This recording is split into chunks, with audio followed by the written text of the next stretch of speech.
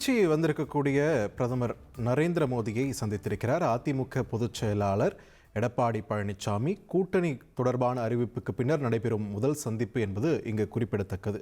இது தொடர்பான முக்கிய செய்தியை நாம் பார்த்து வருகிறோம். கூடுதல் விவரங்களை வழங்க இணைகிறார் தினேஷ். தினேஷ், இந்த சந்திப்பு குறித்து நமக்கு கிடைத்திருக்கக்கூடிய தகவல்கள் என்னென்ன, விரிவா சொல்லுங்க. வணக்கம். அதாவது தமிழகத்தில் சட்டப்பேரவை தேர்வு மிக விரைவில் நடைபெற உள்ள நிலையில இந்த நிலையில எடப்பாடி பழனிசாமி தேர்தல் பிரச்சாரத்தையும் சுற்றுப்பயணத்தையும் ஏற்கனவே தொடங்கி முதல் கட்ட பயணத்தை நிறைவு செய்துள்ளார்.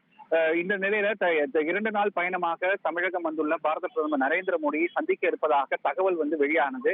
அதனைத் தொடர்ந்து இன்று மாலை சேலத்திலிருந்து புறப்பட்டு திருச்சிக்கு வருகை தந்த அதிமுகவினுடைய பொதுச் செயலாளர் எடப்பாடி பழனிசாமி திருச்சி மத்திய பேருந்து நிலையம் அருகே இருக்கக்கூடிய விடுதியில் தங்கியிருந்தார்.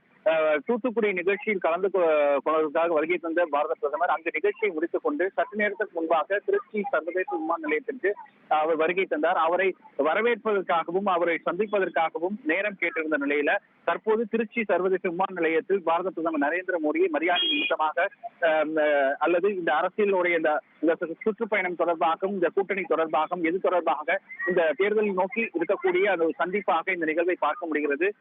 இந்த சந்திப்பானது தற்போது திருச்சி விமான நிலையத்தில் நடந்துள்ளது.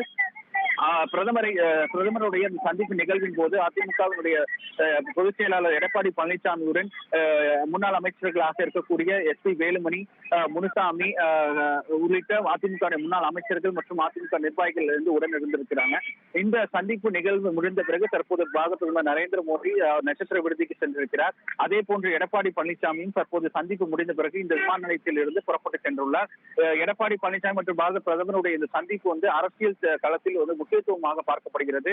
ஏனென்றால் தற்போது அவர் முதல் பயணத்தை சுற்றுப்பயணம் இந்த தேர்தலுடைய பிரச்சார பயணத்தை முழுவதுமாக தொடங்கி நிறைவு செய்திருக்கிறார். அது தொடர்பாகவும் வரக்கூடிய தேர்தலை எப்படி எதிர்கொள்வது, கூட்டணி கட்சிகளை எப்படி இணைப்பது போன்ற விஷயங்கள் அனைத்தும் பேசியிருக்கிறாரா என்பது குறித்தான விவரங்கள் இனி வரும் நேரங்களில் தெரியும்.